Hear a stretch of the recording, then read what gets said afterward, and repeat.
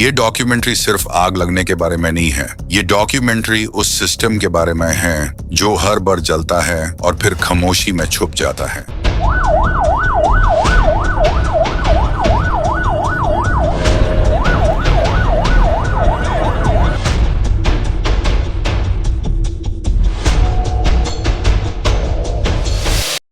जनवरी 2026 कराची शहर सो रहा था, लेकिन सदर में आग जाग चुकी थी। गुल प्लाजा, हजारों लोगों का रोजगार और कुछ ही लम्हों में राख।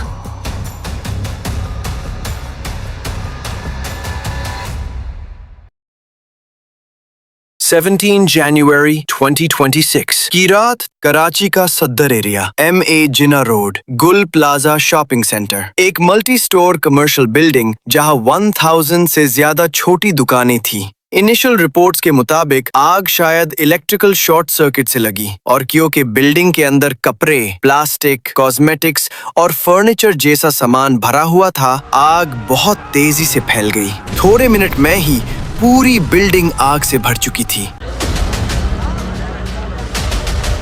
फायर ब्रिगेड को कॉल की गई, रेस्क्यू टीम्स रवाना हुई। इस ऑपरेशन में 25 से ज्यादा फायर टेंडर्स, बाउजर्स और स्नॉर्कल्स यूज किए गए। लेकिन मसला सिर्फ आग का नहीं था, मसला बिल्डिंग के स्ट्रक्चर का था। आग के शोलों से भरी गलियां, क्लोज्ड इमरजेंसी एग्जिट्स और ऊपर तक फैलता हुआ जहरीला धुआं। फायर फाइटर्स ने पूरी रात फाइट की और आग को अनफॉर्चुनेटली कंट्रोल ना कर सके।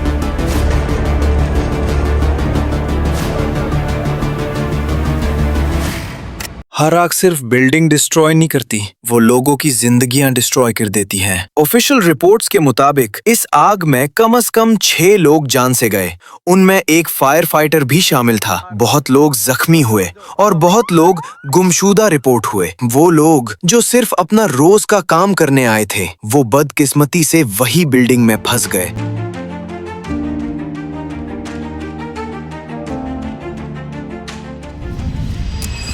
कराची पाकिस्तान का सबसे लार्जेस्ट सिटी है, लेकिन यहाँ की ज्यादातर कमर्शियल बिल्डिंग्स फायर सेफ्टी के मामले में बहुत पीछे हैं। डॉन न्यूज की रिपोर्ट के मुताबिक कराची के कमर्शियल एरियाज में 206 बिल्डिंग्स का फायर सेफ्टी ऑडिट किया गया। इस ऑडिट में सिर्फ 6 बिल्डिंग्स ऐसी निकली जहाँ प्रॉपर फायर सेफ्टी सिस्टम्स मौजूद थे। मतलब 207 से ज्यादा कमर्शियल बिल्डिंग्स ऐसी हैं जहाँ आग लगने की सूरत में लोगों के पास बचने का प्रॉपर निजाम ही नहीं। और सबसे शॉकिंग बात, कराची की 60% कमर्शियल बिल्डिंग्स के पास इमरजेंसी एग्जिट्स तक नहीं है। रिपोर्ट ये भी बताती है कि 70% से ज्यादा बिल्डिंग्स में इलेक्ट्रिकल वायरिंग सब स्टैंडर्ड है, और ये फॉल्टी वायरिंग, शॉर्ट सर्किट और ओवरलोड कराची में आग लगने का रीजन भी होता है। Fire alarms, smoke detectors, audit के मुताबिक ज्यादा बिल्डिंग्स में तो ये सिस्टम्स लगे ही नहीं गए, या फिर सिर्फ नाम के लिए लगे गए हैं। और सिटी ऑफिशियल्स खुद मान चुके हैं कि शहर की 60% से ज्यादा बिल्डिंग्स फायर सेफ्टी रूल्स को फॉलो ही नहीं करती। ये सिर्फ रूल्स का मसला नहीं, ये सीधा सीधा लोगों की जिंदगी का सवाल है। जब किसी शॉपिंग मॉल, प्लाजा या ऑफिस में आग लगती है तो असल प्रॉब्लम आग नहीं होती, असल प्रॉब्लम होती है इमरजेंसी एग्जिट्स का ना होना, अलार्म्स का काम ना करना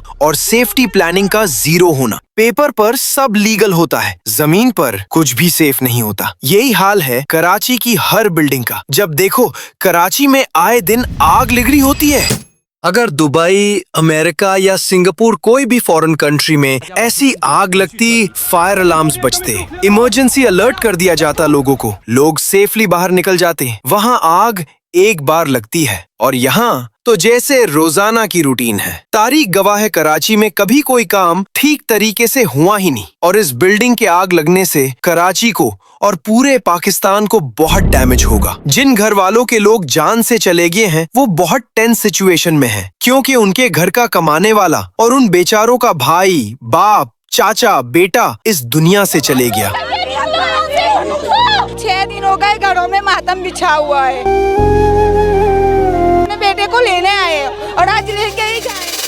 ये पहली बार नहीं हुआ। Factories, markets apartments. हर बार वादा होता है, हर बार इंक्वायरी होती है और फिर सब भूल जाते हैं। जिसको देखो हर कोई कराची को खराब करने में लगा हुआ है। कभी कराची को ठीक तरीके से चलाने वाला हुक्मरान आया ही नहीं। जो भी आया कराची का और कराची के लोगों का नुकसान करके ही गया। इस आग का जिम्मेदार कौन है? बिल्डिंग ओनर, अथॉरिटीज, इंस्पेक्टर्स या हम खुद जो चुप रहते हैं? जब सब जिम्मेदार होते हैं तो असल में कोई भी जिम्मेदार नहीं होता। आग बुझ जाती है, कराची चल पाता है, दुकानें फिर खुल जाती हैं, लेकिन सवाल रह जाते हैं। अगर हमने आज नहीं सीखा तो कल फिर कोई और जलेगा। उम्मीद है आपको हमारी ये डॉक्यूमेंट्री पसंद आए होगी। चैनल को सब्सक्राइब करके बेल आइकन जरूर दबाएं ताकि आने वाली वीडियो का नोटिफिकेशन आपके पास आ सके और कमेंट्स में आप अपना ओपिनियन भी दे सकते हैं।